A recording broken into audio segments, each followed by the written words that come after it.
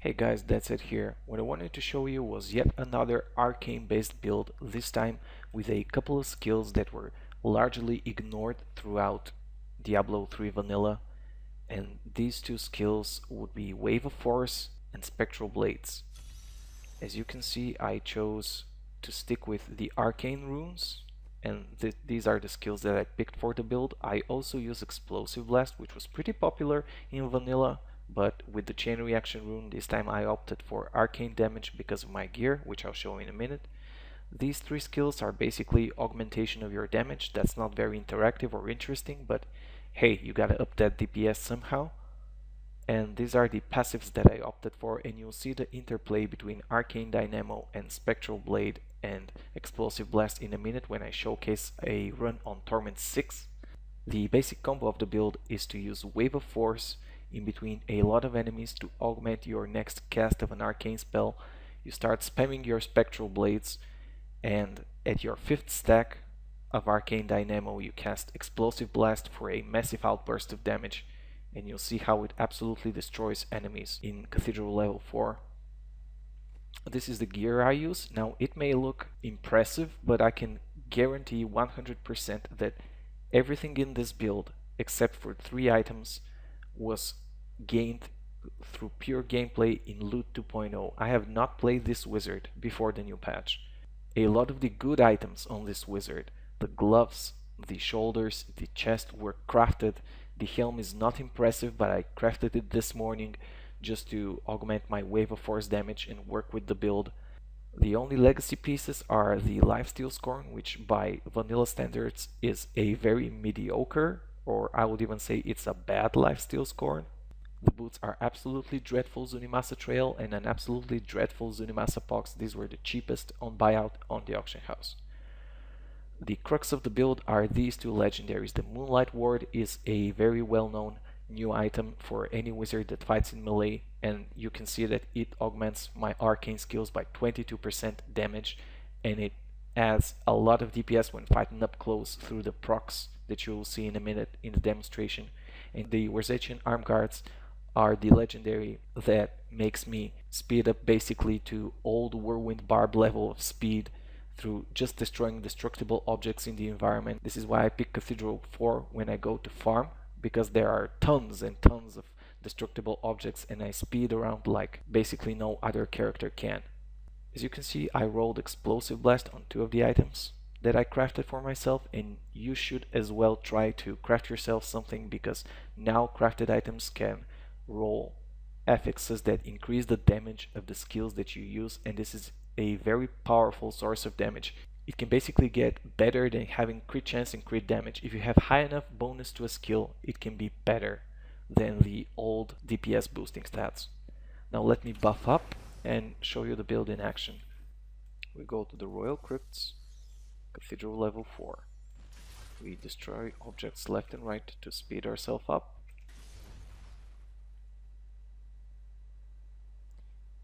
When we find a bunch of enemies, we Wave of Force in between them, start spamming our Spectral Blades, and at 5 stacks of Arcane Dynamo, we use our Explosive Blast for a massive outburst of damage. As you can see, it crits for millions of damage.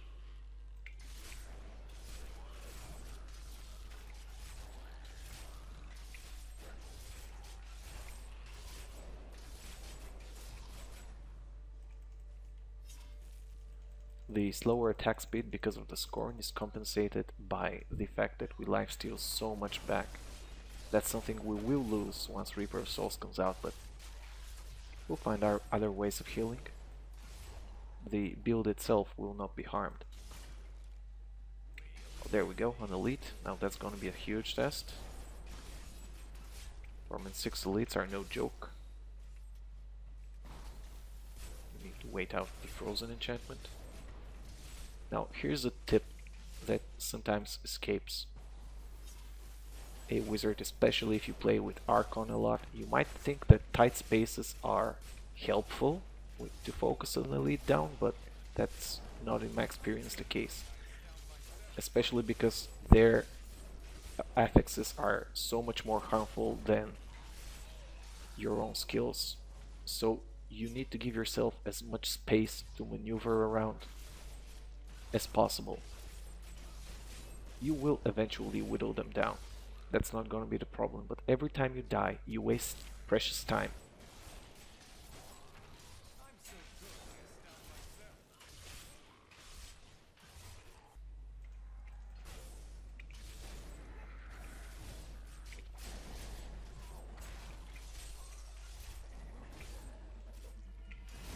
The harvesters are a bit annoying. If you try to explosive blast in their face, you need to start casting the explosive blast as you approach the harvesters and not as you are in melee range of them, because they will knock you back and you will whiff your explosive blast.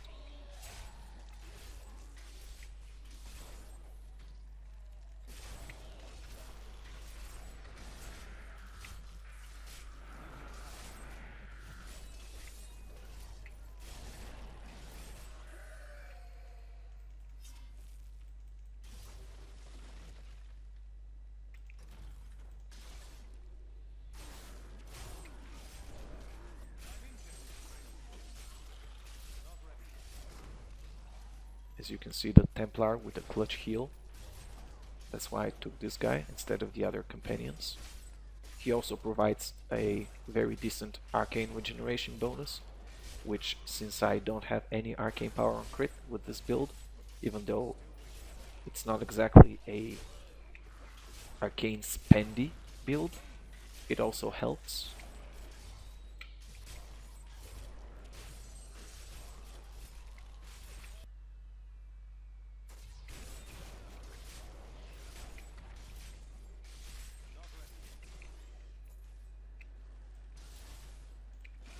There we go, another elite, another test for the build.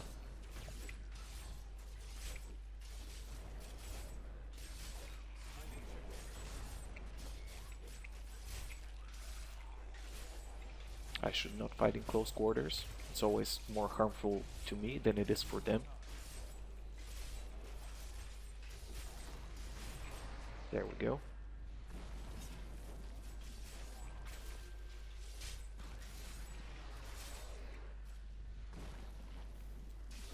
You can see I move away from molten explosions. Now this is not something unheard of, but I will also advise you, no matter how high your toughness is, to run away from harvester explosions as well. They can and will one-shot you.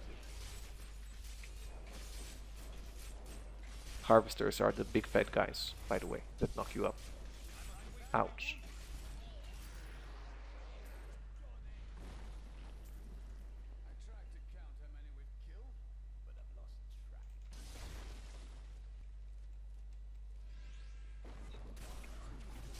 Yeah, these guys.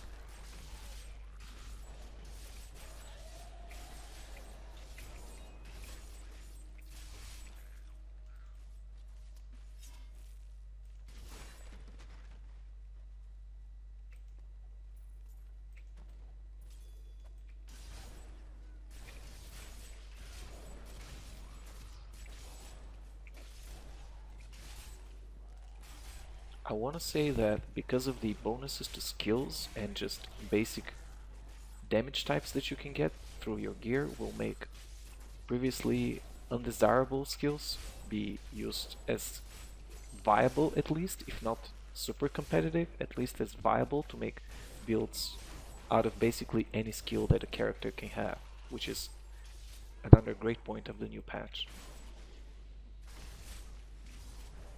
And I'm totally not watching my stacks here, and I'm wasting damage.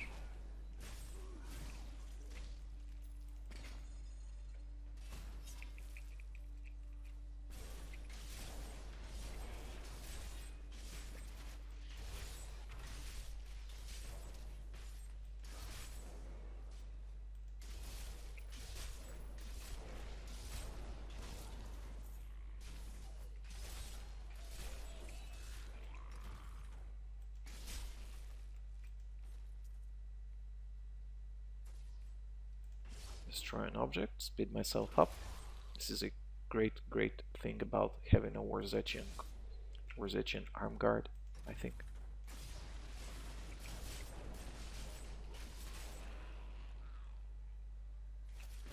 Wave of Force. Start building up the arcane stacks again. Blow up the skeletons.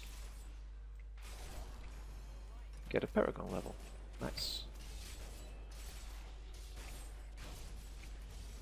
Crit for 5 million DPS.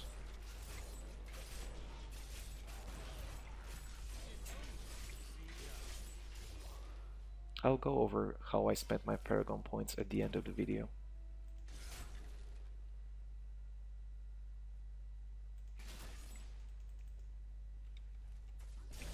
We're almost done with the run.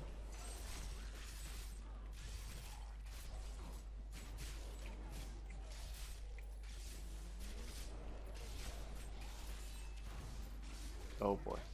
Yep, that almost killed me. So yeah, don't stick around for the explosion of the harvesters. I wait for these guys to spawn their skellies, because it's a nice bunch of XP there.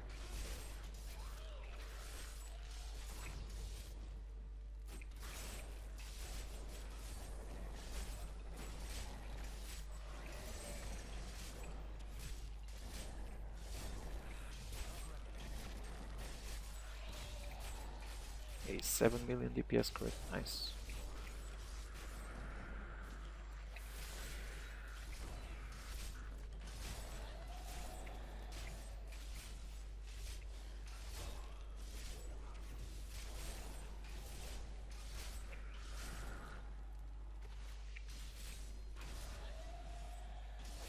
And it was an 8 million crit, which is even better.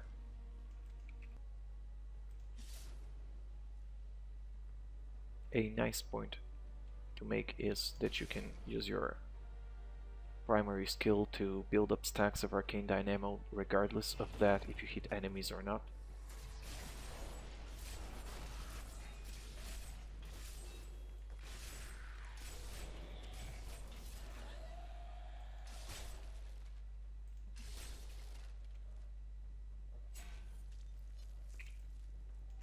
And that's it.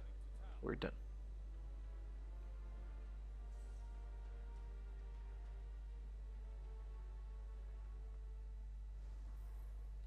Now as far as Paragon points are concerned, I upped my movement speed to get to the cap, and now I'm starting to spend points in intelligence. In offense, am done with critical hit damage, and now I'm up in critical hit chance, and I'm trying to keep a ratio of 1 to 10 between the two things. In defense, I am done with resist all, and now I'm building up life regen. When Reaper Souls comes out, maybe life regen will take priority over resist all, because we will have less sources of healing. And in utility, I'm done with area damage, and I highly recommend that anyone doing high AoE DPS to stack area damage because it provides excellent results. And now I'm starting to build up resource cost reduction. Once Reaper Souls comes out, since we will no longer have lifesteal, I might go for life on hit and max it out first. This is it for the build and the demonstration. See you guys next time.